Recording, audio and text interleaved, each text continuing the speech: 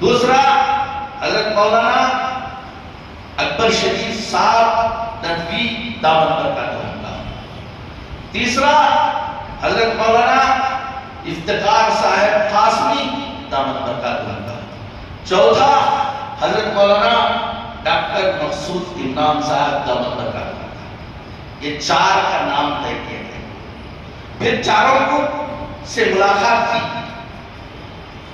اور حضرت مولانا اکبر شریف صاحب ندوی دامت برکاتہ نے سب سے پہلے حضرت سعد رضی اللہ تعالیٰ عنہ کا کردار ادا کیا. کہا کہ میں اس سے دور ہوتا ہوں. پھر ہم لوگوں نے ان تینوں کو ایک کمرے میں بٹھایا. کہا کہ اب یہ کیجئے کون دستبردار ہوتا ہے کون ہوتا ہے وہ کر کے آپ اپنے آپ کو لا کے فیصلہ سنائیں گے. اس کے بعد اللہ تعالیٰ جزائے خیر دے, اللہ ان کے اس کلاس میں برکت نصیب فرمائے. یہ سب نمونے ہیں آنے والی نسلوں کے لیے انشاءاللہ. مولانا افتخار احمد قاسمی دامت برکاتہ نے ان تینوں کے اس میں کہا کہ میں مفتی شعیب اللہ صاحب دامت برکاتہ کے حق میں دستبردار. سبحان اللہ. اس کے بعد یہ ہو گیا. اب 2 بج گئے تھے. 2 بج جانے کے بعد ان دونوں نے پھر مشورہ کیا کہ مفتی افتخار صاحب کی ساتھ رہنے کے ساتھ مولانا افتخار صاحب نے دونوں سے بات کی.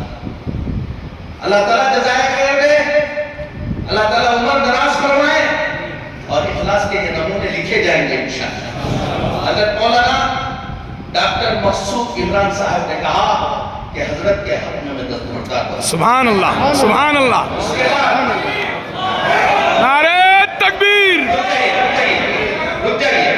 رک جائیے. اس کے بعد اللہ تعالیٰ حضرت مولانا مفتی شعیب اللہ صاحب کے اخلاص پر اللہ تعالیٰ قبول فرمائے. آمین. انہوں نے کہا کہ مجھے سوچنے دو, میں کس طرح سے نہیں بنوں گا. میں بننے کے لیے فوری طور پر تیار نہیں, اس کو سوچنا ہے, یہ ملت کا مسئلہ ہے. اس کے بعد بہت زیادہ گفتگو ہوئی. 1 گھنٹے گفتگو ہونے کے بعد کہا کہ شورا والوں کو بلا لو, میں ان کے سامنے بات کرنا چاہتا ہوں. پھر شورا والوں کو بلایا گیا. مفتی صاحب نے کہا کہ اللہ کی جزائے خیر دے, یہ میرے حق میں دستبردار ہو رہے ہیں, یہ میرے حق میں دستبردار ہو رہے ہیں, مجھے بھی بننے کی خواہش نہیں ہے. لیکن اب ایسا کرتے ہیں, ہم نے 3 دن تک جو قضا کی اس کی امارت شریعہ کی جو چیزیں تھیں اس میں کئی چیزیں ابھی کرنی باقی تھی. حضرت نے کہا کہ جب تک یہ ساری چیزیں مکمل نہ ہو جائیں اس وقت تک یہ قبوری مجلس عمارت بنائی جائے.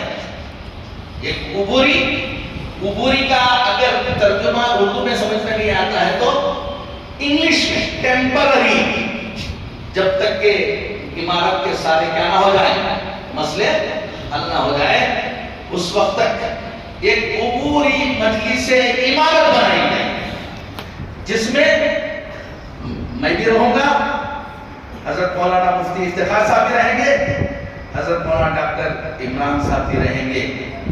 تو یہ طے ہوا.